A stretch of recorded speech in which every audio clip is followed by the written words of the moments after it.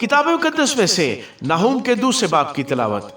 परगंदा करने वाला तुझ पर चढ़ आया है, कला को महफूज रख, राह की निगहबानी कर, कमर बस्ता हो और खूब मजबूत रह, क्योंकि खुदावन याकूब की रौनक को इसराइल की रौनक की मानद फिर बहाल करेगा।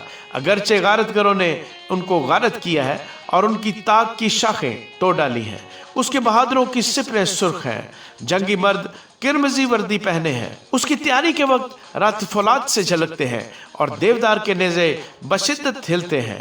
रात सड़कों पर तुंदी से दौड़ते और मैदान में बेतहाशा जाते हैं। वो मशलों की मानद चमकते और बिजली की तरह कूदते हैं।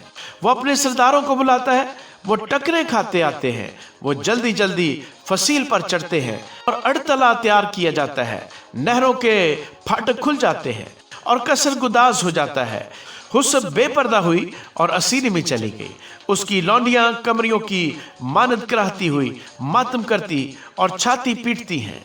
नैनवा तो कदीम से हौस की मानद है, तो भी वो भागे चले जाते हैं। वो पुकारते हैं कि ठहरो ठहरो, पर कोई मुड़कर नहीं देखता। चांदी लूटो, सोना लूटो, क्योंकि माल की कुछ इंतहा नहीं, सब नफीस चीजें कसरत से हैं। खाली सुनसान और वीरान है, उनके दिल पिघल गए और घुटने टकराने लगे। हर एक की कमर में शिद्दत से दर्द है और इन सब के चेहरे जर्द हो गए। शेरों की मांद और जवान बबरों की खाने की जगह कहाँ है, जिसमें शेर बब्बर और शेरनी और उनके बच्चे बेखौफ फिरते थे।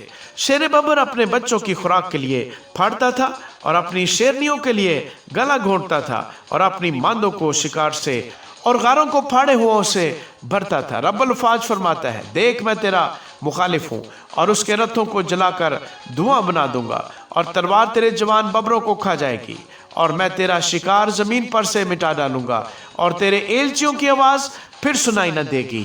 आमीन।